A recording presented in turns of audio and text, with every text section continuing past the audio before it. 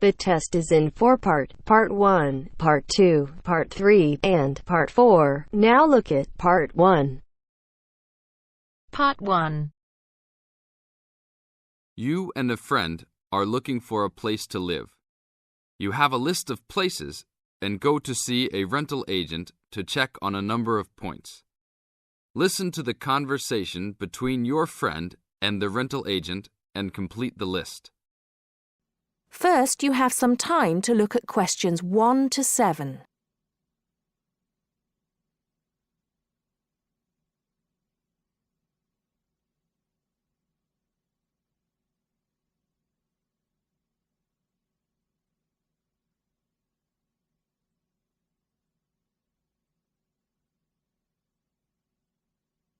Now listen carefully and answer questions 1 to 7. Hi, we've been looking over your listing of apartments for rent and we have a few questions about a couple of the apartments. Can you help us? Sure. Yep, this is our most recent listing. What would you like to know? Well, we were first wondering about the house on 3rd Street. We can see that it is furnished and rents for $135 a week, but can you tell us how many bedrooms it has? Let's see. In addition to the den, it has 3 bedrooms. The rental on 3rd Street has 3 bedrooms. So in the example, 3 bedrooms has been written down in the number of rooms column for 19 3rd Street. Now we shall begin. You should answer the questions as you listen, because you will not hear the recording a second time. Listen carefully and answer questions 1 to 6. Hi, we've been looking over your listing of apartments for rent and we have a few questions about a couple of the apartments. Can you help us? Sure. Yep, this is our most recent listing. What would you like to know? Well, we were first wondering about the house on 3rd Street. We can see that it is furnished and rents for $135 a week, but can you tell us how many bedrooms it has? Let's see. In addition to the den, it has 3 bedrooms. What about the one on Route 9N? It looks like it's big with a library and a deck, but it doesn't say how much it costs or anything else about it. Oh yes, Mrs. Gaylor's apartment. That one is actually only a 10-month rental and it is going for $156 per week. It's quite a nice place. She only rents for 10 months each year because of horse racing season. Then her relatives all come to stay, so tenants have to move out. It's a little bit inconvenient, but past tenants have really enjoyed their stay there. Oh, well, we need it for a full year. I guess that one is out. How about the rental on Browen Drive? How many rooms does that one have? As it says on the list, it has 2 bedrooms and a private kitchen and bath. But it's actually a very small place. That's why it's a bit cheaper. Oh. Well then, what about the one that has 3 large rooms? Who is renting that property? That one is a good deal. Mr. John Smith is renting it.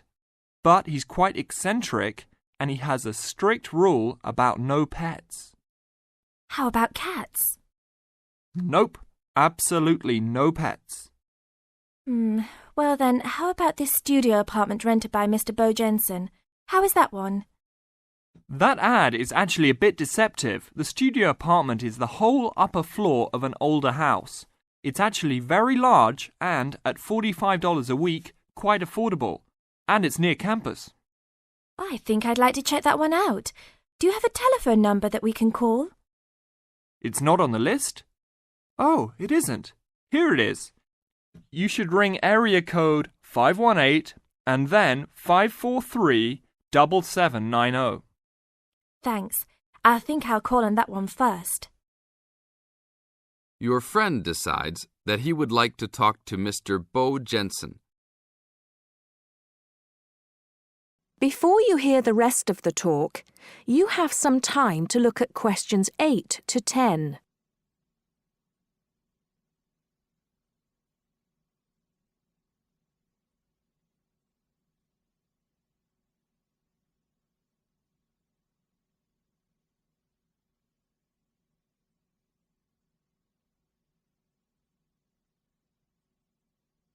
Now listen and answer questions 8 to 10. Hello? 1512, Route 9. Yes, is this Mr. Jensen? Yes, it is. Can I help you? Yeah, we're studying here at university and we came across the rental information for the studio apartment that you are renting. Is it still available? Yes, of course. I actually just placed the ad and you're the first person to call. Is there anything you'd like to know about it? Yes, actually there is. As students, we are on the internet a lot, and we heard that some homes in the area have high-speed connections. What type of connection do you have there now? Oh, that's an interesting first question. But I guess I have heard that too. But we just have a phone line here. Nothing fancy. I think you can have a cable line installed, but it's just a phone line for now. Okay, well maybe we can do that. What type of heating does the apartment have? Now there's a more traditional question. We have oil heat here. It's an older house. That tends to be a little more expensive during the winter, right? Yeah, but there's nothing to do about it. It would cost too much for me to put in a gas heater. What else would you like to know about the apartment? Well, we heard it was quite big. Is it furnished? Actually, yes.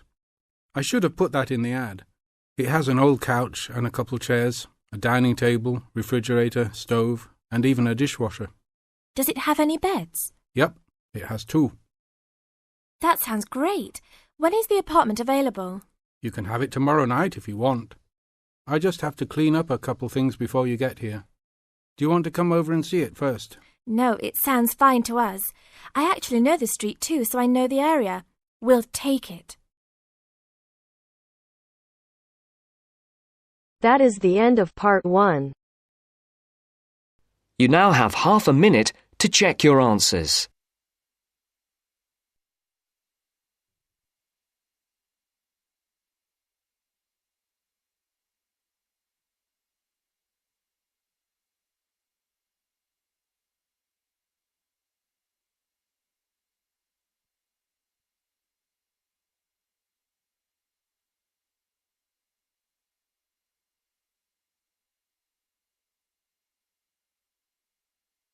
Now turns to part 2.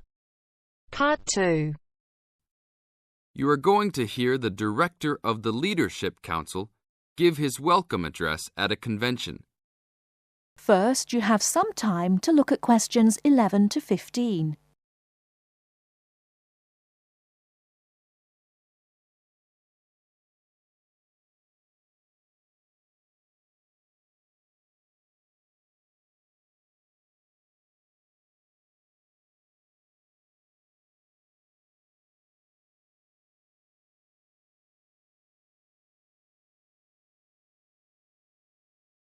Now, listen carefully and answer questions 11 to 15.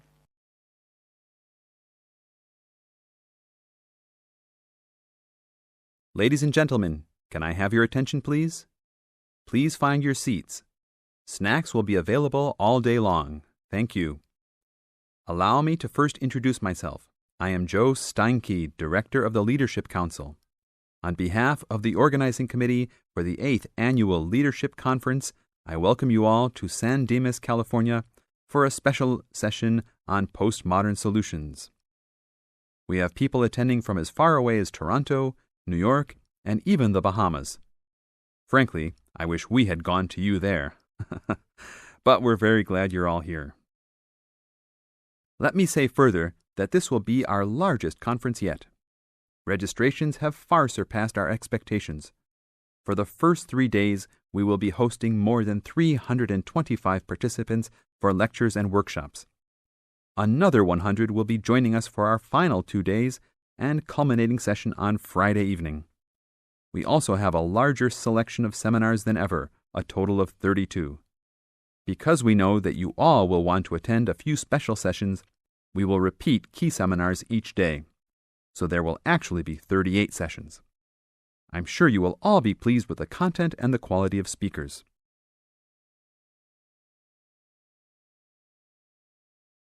Before you hear the rest of the talk, you have some time to look at questions 16 to 20.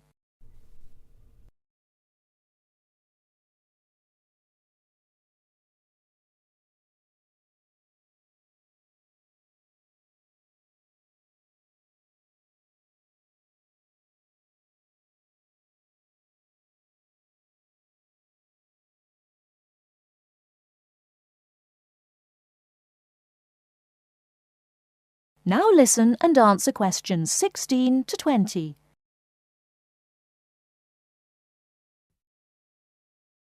Now, for those who have opted not to take part in our bag lunches, there are a number of places nearby that we can recommend. We are located here in the Convention Center just across the street from the Harford Shopping Mall, and the place we most recommend is Vital's, which is just west across Queen Street on the opposite corner. Please be careful crossing both streets, however, as we don't want to lose any participants. If you're not up to Vital's, you can also get some Italian food at the Olive Garden, which is further down Queen Street and east on Danning Avenue, across from the police station. They have a great minestrone soup and excellent breadsticks, all you can eat.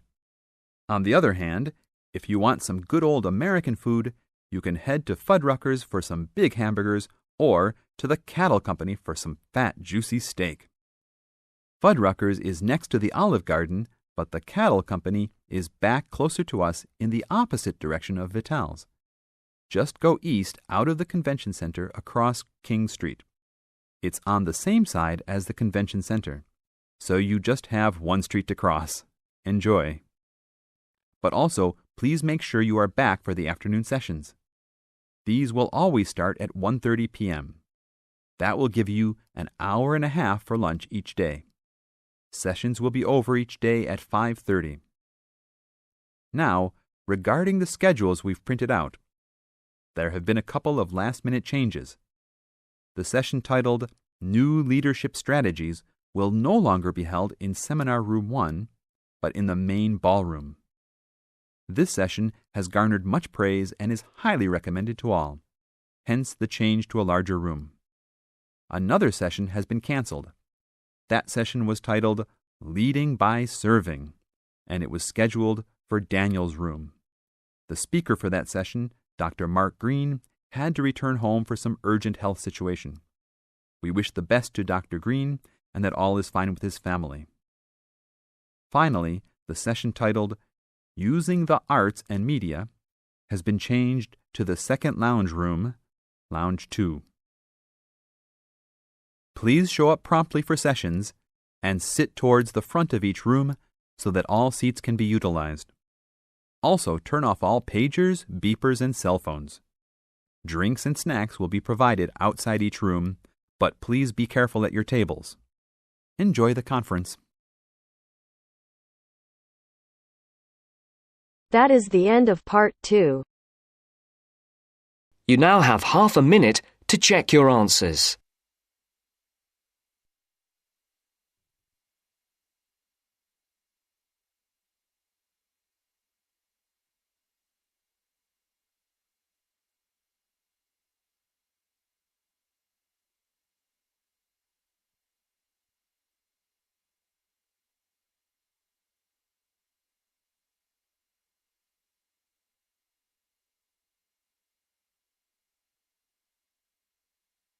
Now turns to part 3. Part 3.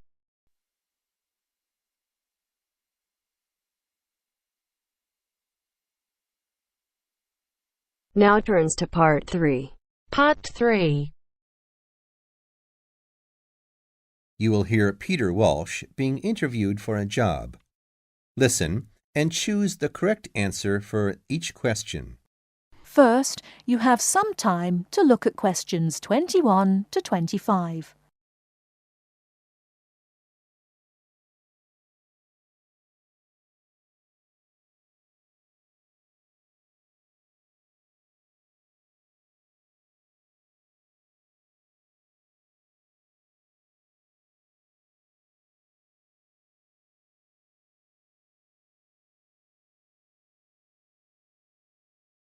Now listen carefully and answer questions 21 to 25. Joanne! Hi, you must be Rob. Nice to meet you. So, I hear you're planning to visit Australia. Yeah, and I really wanted to talk to you because I was thinking of spending some time in Darwin, and my sister told me you're from there. That's right. So, tell me about it. Well, where shall I start? Well, Darwin's in what they call the top end, because it's right up at the northern end of Australia, and it's quite different from the rest of Australia in terms of cultural influences. In fact, it's nearer to Jakarta in Indonesia than it is to Sydney, so you get a very strong Asian influence there. That means we get lots of tourists. People from other parts of Australia are attracted by this sort of international cosmopolitan image.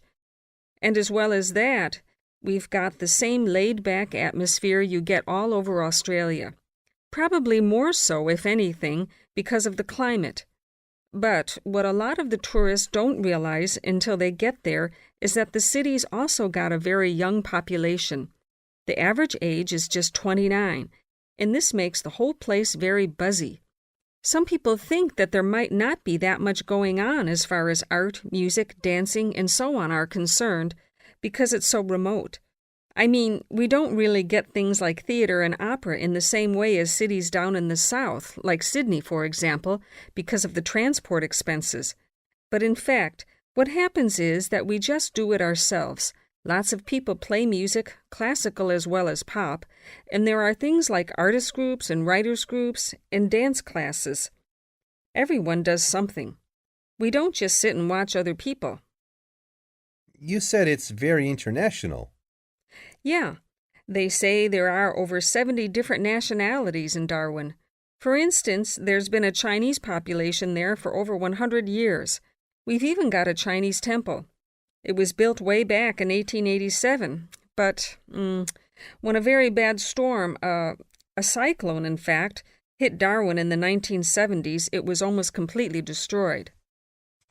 The only parts of the temple that survived were part of the altars and the stone lions, but after the storm, they reconstructed it using modern materials. It's still used as a religious center today, but it's open to tourists too, and it's definitely worth going to see it. Oh, and as far as getting around goes, you'll see the places that advertise bicycles for hire, but I wouldn't recommend it. A lot of the year, it's just so hot and humid.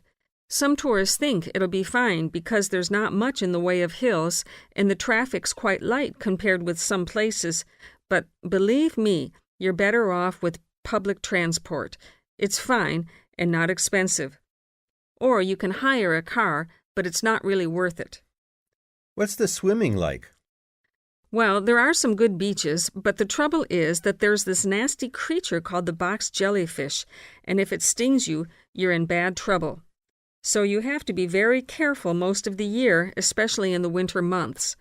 You can wear a lycra suit to cover your arms and legs, but I wouldn't like to risk it even so, personally. And there are the saltwater crocodiles, too. I mean, I don't want to put you off.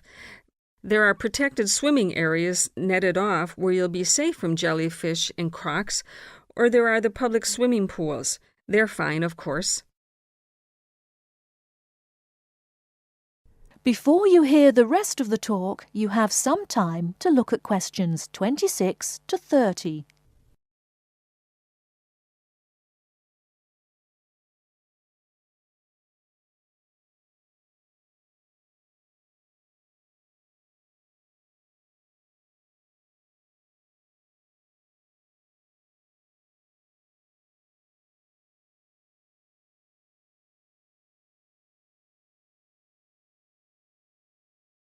Now listen and answer questions 26 to 30. And answer the questions. Please sit down, Mr. Walsh. My name's Jane Swain, and I'm the personnel manager. Hello, how do you do? Now, this is just a short preliminary interview. I'd like to chat about your present job and what you've done up till now. Yes, of course. Well, could you tell me how long you've had your present position in Weston's? It is Weston's, isn't it? Yes, that's right. I am not sure. Let's see. I left university in 2005. Is that right? Yes, 2005. Then I was unemployed for about 3 months. And then I traveled round America for a few months. So, yes, it must be about 3 years now, in fact. Yes. And have you any particular reason for wanting to change jobs? I mean, why do you want to move? Well, I actually like my present job and still find it interesting and stimulating. The salary's okay, so it's nothing to do with money, though you can always do with more. I suppose the thing is that I'm really very ambitious and keen to get promoted, so that's the real reason. You say you like your job. Can you tell me what aspect you like most? Oh, my dear, that's difficult. There are so many things. The other people are great. There's a good cooperative atmosphere. I mean, among the staff, and compared to other companies, the conditions are great. I mean, the office itself and the working conditions. And then there's the fact that they give me lots of room for initiative and let me make decisions. You know, that's what I really like most about the job. Yes, well, we're looking for someone like that. You know, someone who isn't a clock watcher and who isn't too concerned about working fairly long hours. Oh, I don't mind that. I'm used to it. And what about your education? You went to Manchester University, didn't you? Yes. After leaving school, I started a diploma course in design, but I decided to give it up and did an arts degree at university instead. Good. And have you done any courses since?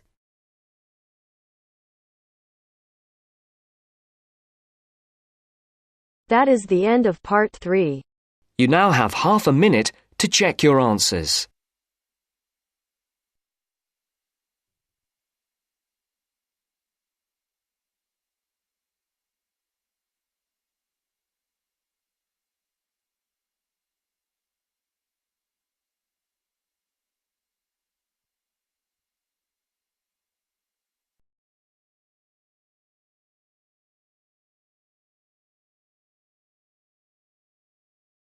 Now turns to part 4. Part 4. You'll hear a teacher talking about several British art galleries. First, you have some time to look at questions 31 to 33.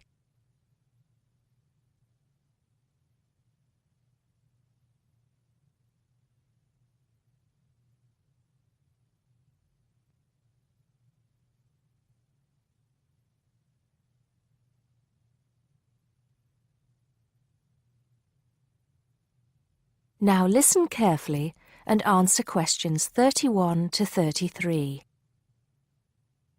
Good afternoon. Welcome to the first class of V100 Art and History. The objectives of the course, as you will have seen if you've taken a look at the syllabus, include familiarizing yourselves with the vocabulary and language of art, learning about the basic elements of art and design, and finally, discussing historical periods as they pertain to art. The course will also give you the opportunity to visit some of the many galleries and museums that Britain has to offer. So, having said that, I'd like to spend the rest of today's class talking about 4 of the more important galleries that we will be visiting in the coming year. As most of you already know, or at least I hope most of you know, there are 4 Tate galleries in all. To begin, I'd like to tell you a little bit about the Tate Modern. Tate Modern is located in a very busy part of London called the South Bank. It's close to 2 world-renowned tourist attractions, St. Paul's Cathedral and Shakespeare's Globe Theatre. Now, interestingly enough, Tate Modern is housed in what was a power station built in several stages between 1947 and 1963. It was closed down in 1981 and reopened as a gallery in the year 2000. Tate Modern consists of 5 levels, with the Tate collection being shown on the 3rd and 5th levels. On level 2, the works of contemporary artists are exhibited, while level 4 is used for holding large temporary exhibitions. Since this museum opened, it has become a popular spot for both Londoners and tourists alike. And believe it or not, it doesn't cost anything to get in to see the collection displays. Before you hear the rest of the talk, you have some time to look at questions 34 to 40.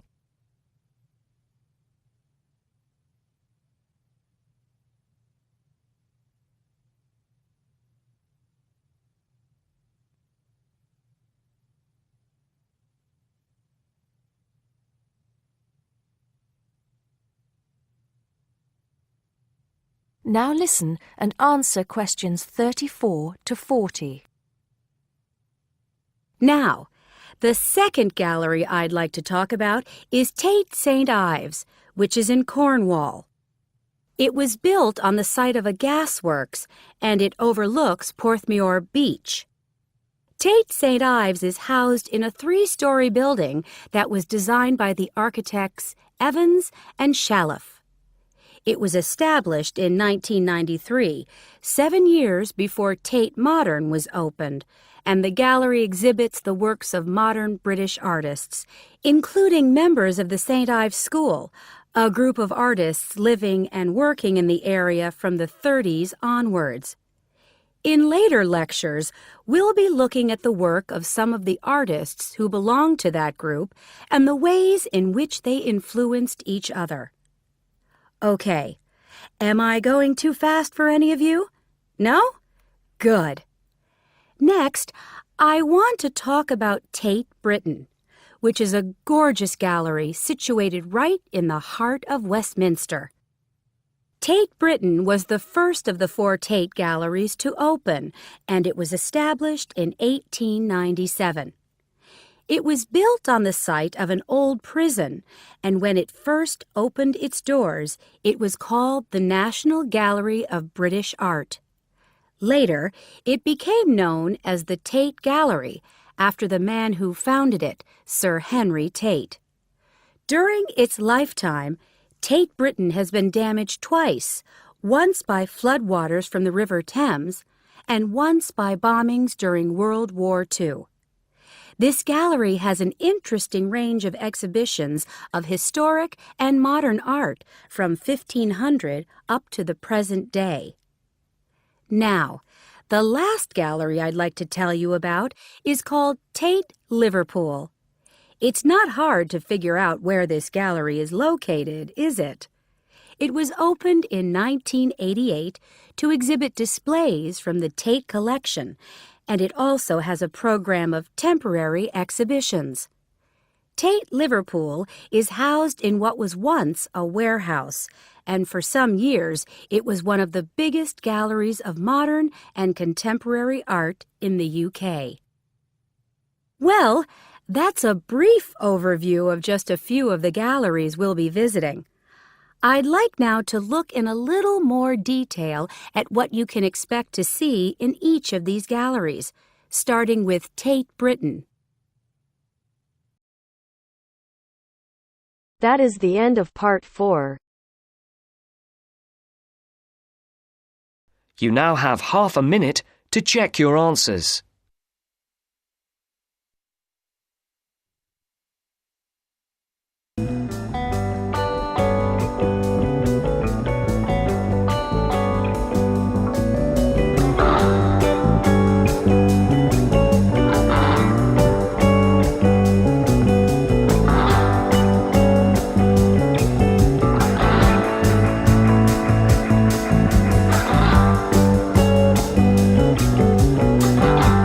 That is the end of the test. You now have 10 minutes to transfer your answers to your Ielts listening answer sheet.